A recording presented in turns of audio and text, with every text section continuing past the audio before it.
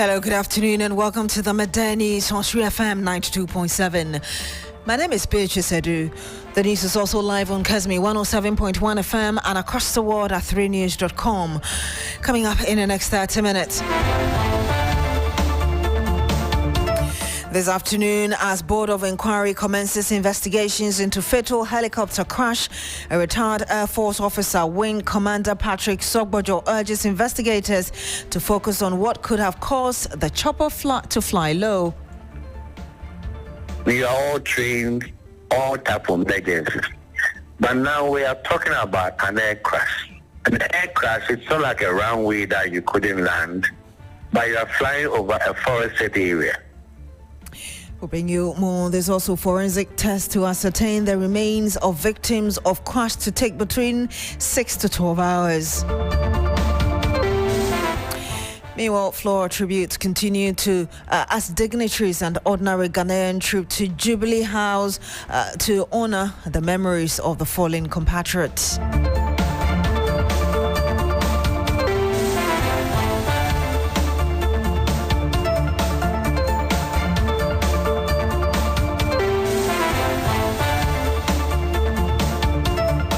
Thank you very much for joining us this afternoon. Now, the Ghana Armed Forces is leading investigations into the cause of the military helicopter crash that claimed the lives of 2 cabinet ministers and 6 others, including 3 crew members. The chopper went down on Wednesday in the Adansia Kurofom district while en route to Obuasi in the Ashanti region.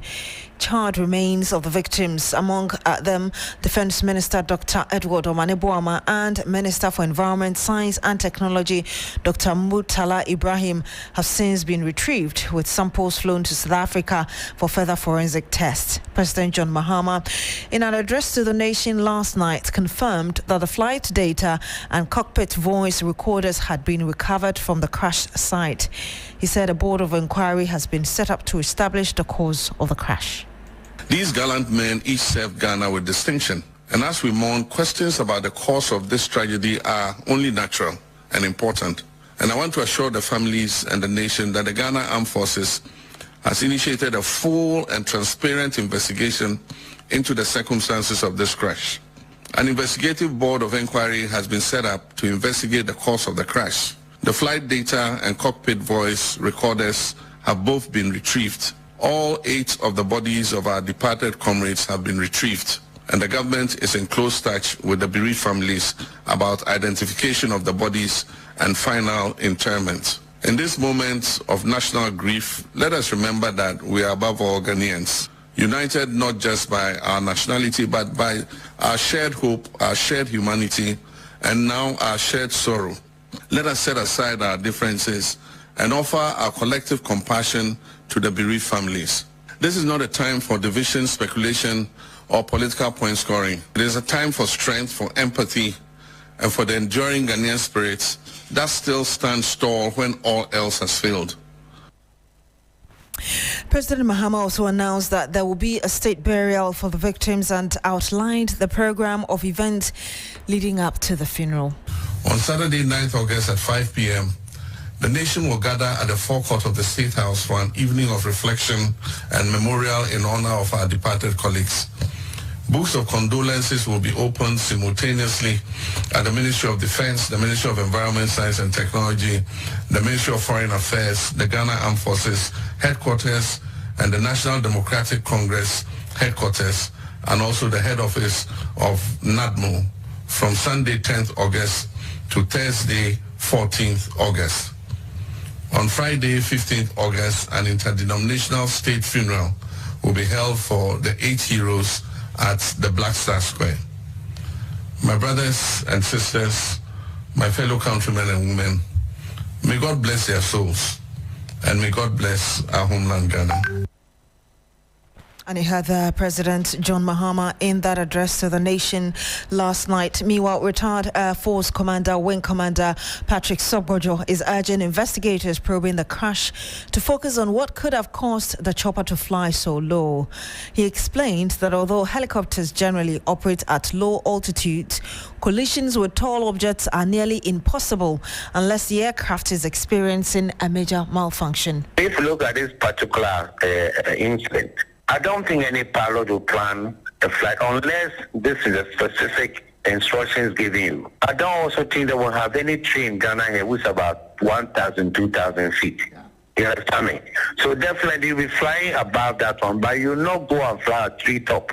You understand me? You will not do that. So I think what you have to find out, what happened for the airplane to have come down to hit an aircraft or the rotor to touch. Because helicopter, the power to be in the air is the rotors on top of it. That gives you lift. But to lose height and come and hit it, what happened? It could be mechanical. It could be pilot fault. But the pilots are giving a taxi in reference to their qualification. The aircraft in this situation is an all-weather aircraft. The pilots flying are all master grade, that they fly in all weather. They fly in the night too. So what we have to wait to find out what happened for the plane to descend, in order to go and hit a tree. And once it hits a tree, it will crash. If you are lucky that you are around a village, a school, you can go and land there. But if there's nothing there, you are just over the forest, because you may have a mechanical or electrical problem, which the aircraft is losing power. A helicopter cannot sustain itself in the air for a long time. Sometimes they do what they call hovering, where they can hover. But that time they have power to stay in the air. But if they are losing power, they will start dropping like a stone. And the pilot, in all cases, will do his best thing. He doesn't want to die. He'll do his best thing to try and survive and save passengers. But if this thing happens, unfortunately, over forest area, and then you are coming down, and there's nowhere to that, then this crash is bound to happen. Well, he also explained the procedure the pilots are required to follow during emergency situations. We are all trained, all type of emergencies. But now we are talking about an air crash. An air crash, it's not like a runway that you couldn't land, but you are flying over a forested area. And then for some reason, you are losing power. I'm not saying this what happened, but this is my best assessment. You are losing power. From your height, you start dropping. If there's a hole or somewhere, you may be able to guide the airplane to go and land there. We had some around the Fuji area about 3-4 months ago. And the pilot was able to do a forced landing. A forced landing is that you're being forced to land because something is not going well. But in the situation where maybe emergency comes, the pilot is doing his best. But then he's coming down, and there's no clear space for him to land. He may certainly go and hit a tree or run into something. But the topography of between Accra and Obuasi is well known. The only thing which most probably, which I doubt, is the pilot is suicidal. But there are two of them there. So even the one flying at a particular time trying to mess up, the other one can take it over. So that's the way the procedure is. And you heard the retired Air Force officer, Wing Commander Patrick Sokwajo, speaking earlier on New Day today. Let's speak to Richard Kumado. He's a security consultant. Good afternoon to you, sir. Thank you very much for joining us. Thank you, Beatrice. We had the retired Air Force commander telling us about what investigators must focus on. In situations like that, really, what should we look out for to help unravel the cause of the crash? Definitely. Everything my uncle said, I agree with it. So we have to wait for the outcome of the investigation. As of today, you can be very sure that about 60 to 70 to 80% of what really happened is becoming very clear to the frontline investigators. We will have to wait for it to be completed. Then we can speak to the specifics. But if we go on the target my uncle went, then it's providing public education. I also want to go in that direction. For winning investigation, or we as investigators, we'll be looking at the history of the aircraft, the persona, and what happened to the pilot, because these are well-known people. Anala is a well-known instructor. He has been in this job for years. Chung just came from China. Among the Africans they took to China for training, he came number one. Mensah knows his job. So we need to really find out what took down the aircraft. And I want to say that it's not all outcomes of investigations that lead to prosecutions. Some outcomes of investigation may lead to reformation. Others lead to reforms. Others will make policymakers change their decisions. Others will make policymakers have a new view of what they are doing. And others will also lead to some level of training and adjustation. So we need to wait for the investigations to be completed, and we take it from there. I'm also happy that we are doing the right things at the right time. Identify the bodies, bring them to Accra, fly them to South Africa for DNA. All these things are helping the cause before the final funeral day. And I want to believe that within the few days, maybe middle of next week, the picture will become very clear to the general public. Indeed, but what will you be looking for in trying to establish the possible cause of the crash aside from the age of the helicopter? Okay, so they found the black box that must be sent to the manufacturer, not the supplier, and they could analyze it and decode it and tell us exactly the history of the aircraft, what went wrong. But then in this particular chopper, you have recorders, and the recorders will tell us the few minutes to the crash, what exactly was the conversation between the two pilots and the people on the flight. That will also help significantly. So I believe we are not panicking at all. The conspiracy terrorists will want to take the space, but we are also doing well to provide public education in the best line of our expertise. So we are doing the right thing at the right time. As to what happened, it could be purely accidental. And you hear my uncle Soko just saying that even if the pilot go suicidal, there's a next one in there to take charge. It means that is also a possibility.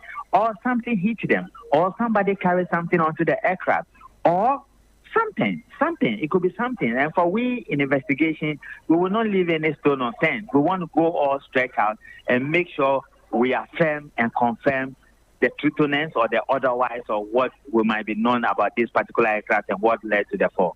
Mr. Kumado, thank you so much for speaking to us. Thank you, Beatrice. And you heard there Richard Kumado. He's a security consultant. Now, samples of the remains of the 8 victims who died in the military helicopter crash on Wednesday, August 6, 2025, have been flown to South Africa for DNA analysis to help identify each of the bodies for a befitting burial. The head of the forensic analysis at the Criminal Investigations Department is leading the delegation to South Africa for the forensic analysis. Godwin Asidiba has the details. Arrangements as well. But for now, from here at the Jubilee Lounge, it is a moment of reflection and a call for national unity in the face of profound grief. To speed up the investigation, obviously we need to do further. This test wasn't done here in the country.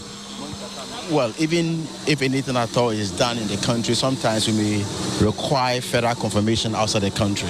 And so that's exactly what we are doing at the moment. It is our prayers that it is done as soon as possible. Godwin Asidiba found that report earlier. Let's cross over now to the Jubilee House, where my colleague Christian Yale is interacting with the former sports minister and NDC stalwart Elvis Efi-Yankra.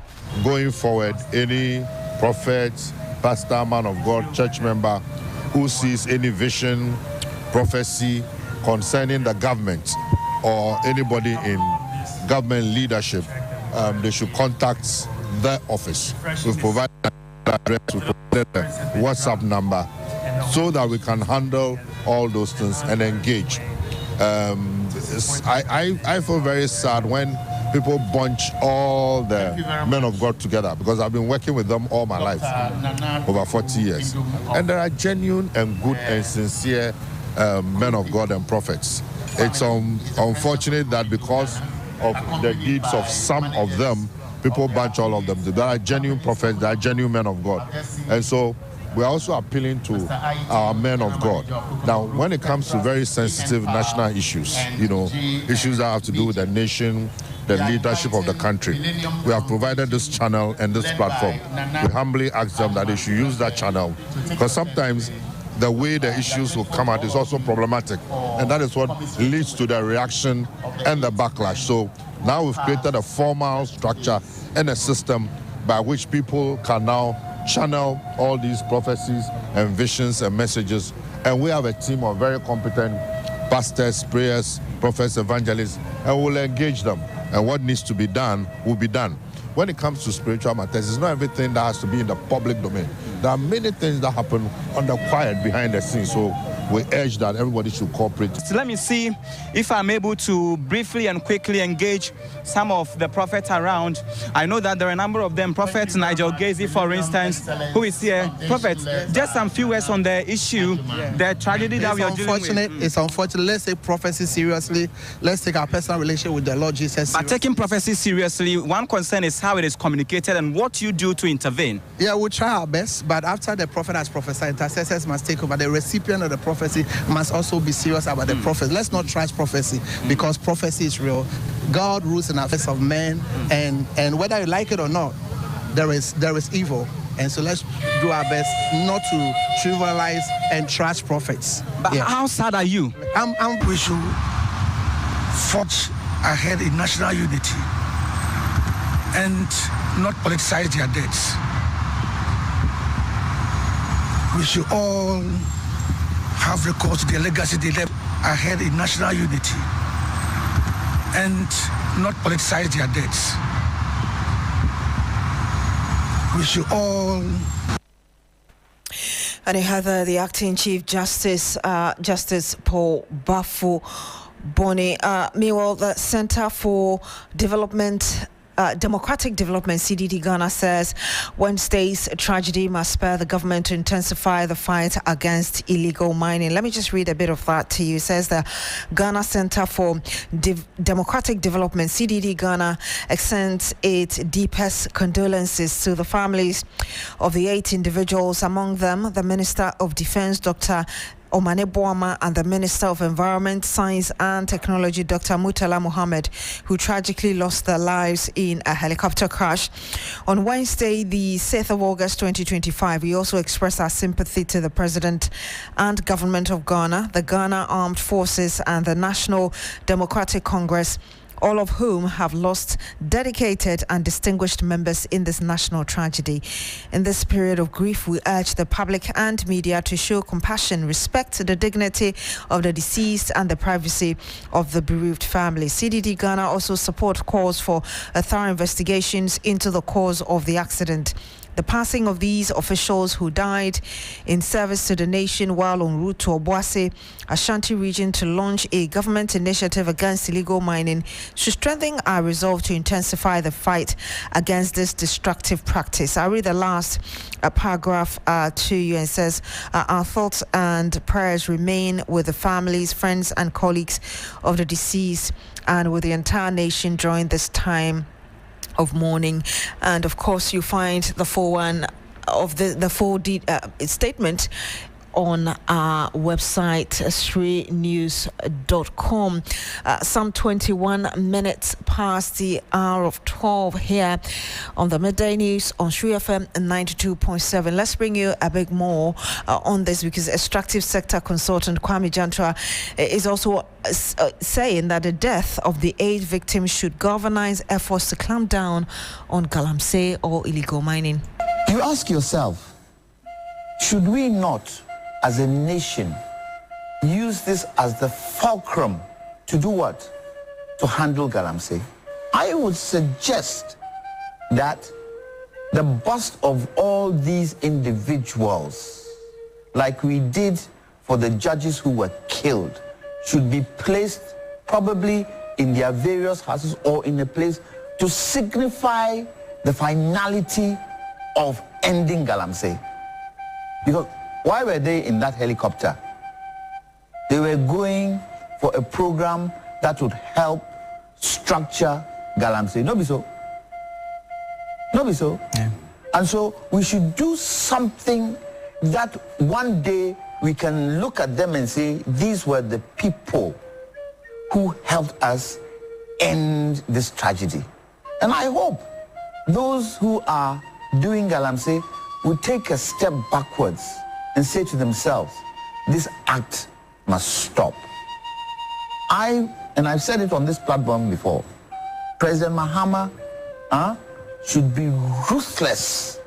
This is a ticket for him to be ruthless with anybody who is in this kind of illegal trade. You had Kwame Jantua. He is an extractive sector consultant. We go back to the Jubilee House because Christian Yale is still talking to some religious leaders on prophecies. I'm sure you're aware of the kind of prophecies that came out even ahead of this crash. Let's just take a listen to some of what the individuals are saying. That's my colleague Christian Yale. Okay, so we'll bring you that later. Meanwhile, a joint military and police illegal mining task force led by the Bono Regional Minister Joseph Adai Akwabwa has shut down a notorious Galamsey settlement known as Operator at Subunkrom in the Banda district.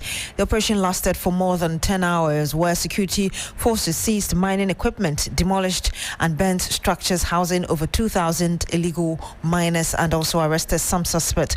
Correspondent Claude Kumi Abisa has the rest of the story.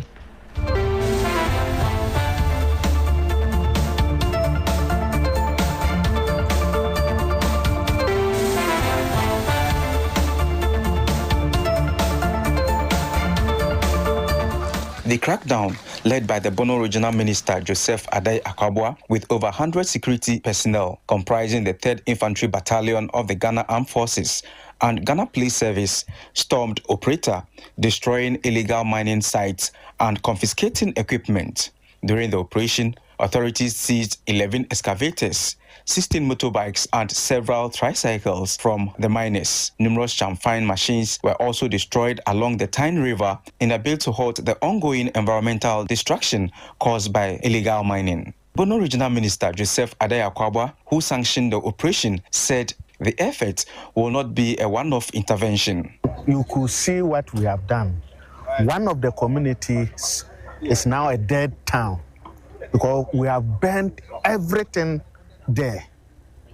Those structures, we have burnt everything, and we expect that the people will not go back because this operation is not going to be just a day operation. We are going to carry it week by week. So they should advise themselves. And I'm not going to make it so lucrative for those people doing Galamsey here, because I'm always going to go after them. I'm going to go after them. And anybody arrested, I will make sure that we are prosecuted. The minister indicated that a comprehensive report would be submitted to the Ministry of Lands and Natural Resources for reclamation process. Land reclamation, we are going to make a report of these operations to the Lands and Natural Resource Minister. He can authorize us to do reclamation. Once that authorization comes, then you will see us. They will give us the modalities, how to go about it and how to do it. And we will follow that instructions. While the operation targeted illegal miners, some local businesses were also affected. Abiba, a trader and mother of 4 from Techiman, lamented the destruction of her makeshift shop, which she had operated at the site for over 5 years.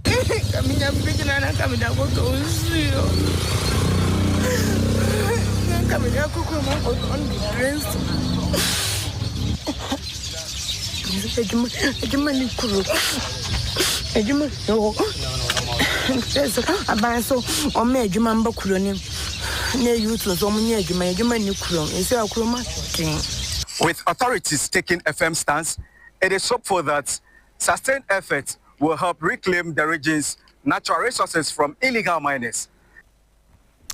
And that report was filed by our Bono correspondent Claude Kumi Abisa. Now, over 1,300 complaints have been made against the Electricity Company of Ghana and the Ghana Water Company Limited by the consumer public in the Volta and Otu regions for the first and second quarters of 2025.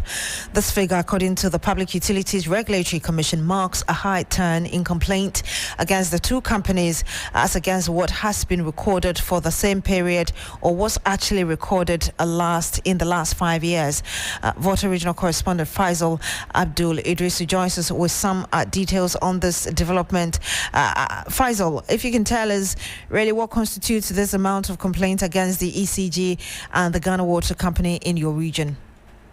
Yes, Beatrice.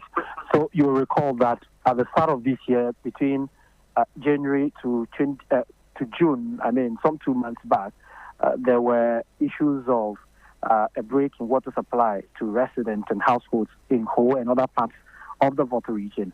This also forms part of the 1,300 plus complaints that have been lodged against the Ghana Water Company and the Electricity Company of Ghana. Among the complaints also has to do with the issue of low voltage, the issue of intermittent power outages across the two regions over the period and the review we are talking about. And also, you will recall that at some point in time, the issue of poor power supply to households became more prominent in the region. Residents were left agitated. People complained about the fact that they could not go to work and rely solely on electricity supply for their work.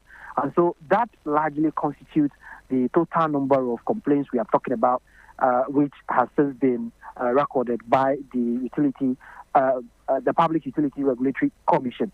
They indicated that a total of 1,180 of these complaints alone went against the Electricity Company of Ghana, and then 173 against the Ghana Water Company Limited. Now, if you look at these figures across the last 5 years, in 2021, they recorded some 647. In 2022, 580 complaints. In 2023, some 511 complaints against the two utility companies. And then in 2024, 699, you would realize that it's now a height. And what has been recorded this year is the highest so far. The regional manager for PULC, Volta OT, Richard Agbazudo, has been speaking on this very development. We'll have to bring you that soundbite in our subsequent bulletins. But thank you very much, Abdul Faisal Idrisu, our Volta regional correspondent, giving us update regarding what's happening in the Volta and OT regions. Complaint from residents against the ECG and water company. My name is Beatrice Adu. Thank you very much for joining us this afternoon on the Midday News on Shri FM 92.7. Log on to 3news.com for more news.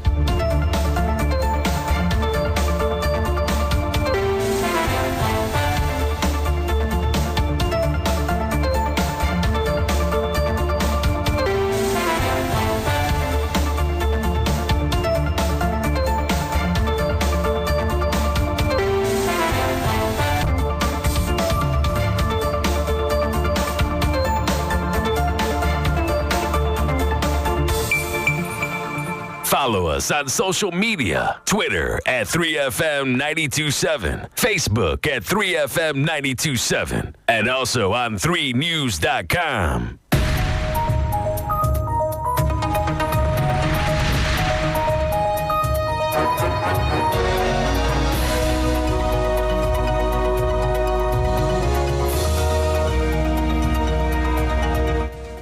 Hello, good afternoon and welcome to Business Daily on 3FM 92.7 with me, Bismarck Hausa. Coming up this afternoon, Ghana Road Transport Coordinating Council suspends 20% fare hike after stakeholder concerns, citing 15% fare reduction to remain in force. Also ahead, government statistician Dr. Alhassan Idrisu downplays impact of energy sector levy on August inflation, citing strong cedi performance.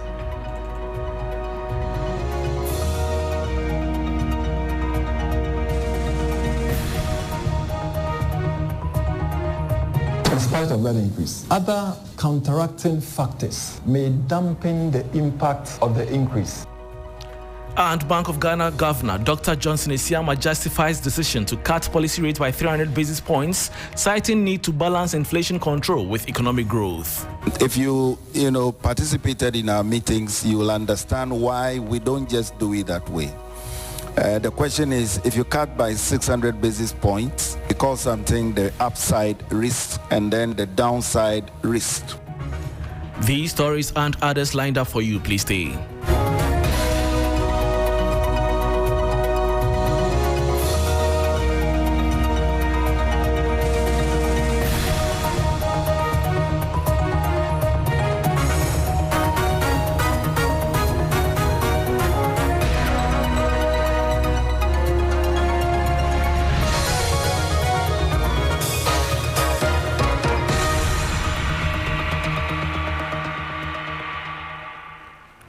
Thanks for your company. Now to the very first story. The Ghana Road Transport Coordinating Council has suspended plans to increase public transport fares by 20% from Friday, August 8, following a high-level meeting with the Transport Ministry and road transport unions. The decision comes after concerns were raised over the lack of wider stakeholder engagement in the fare adjustment process. The following 3 Business News Desk report has details. The Ghana Road Transport Coordinating Council has put on hold the proposed 20% increase in public transport fares that was due to take effect from Friday, August 8, 2025. The suspension was announced by the Transport Ministry after an emergency meeting on Wednesday, August 6, with road transport unions and stakeholders. The ministry convened the meeting to address concerns over the absence of border consultation before the planned fare adjustment. In a statement, the Transport Ministry said that GRCTT and other transport agreed not to proceed with the increment, stressing the importance of inclusive stakeholder engagement for any future fare changes. Transport operators will continue implementing the existing 15% reduction in public transport fares, which had been in place since May 24, 2025. The move is expected to bring relief of commuters, many of whom had expressed worries over the timing of the proposed hike aimed at the prevailing economic difficulties. Authorities say discussion will continue before any future adjustments are made. And that was a 3 Business News Desk report on the Ghana Road Transport Coordinating Council suspending 20% fare hike after stakeholder concerns. Moving on, government statistician Dr. Alhassan Idrisu says it is unlikely that the recently introduced 1 cedi's energy sector levy will push up inflation in August. He explains that the sustained appreciation of the cedi against major trading currencies is expected to cushion the anticipated increase in fuel prices from the levy, potentially minimizing any ripple effect on general price levels in the month.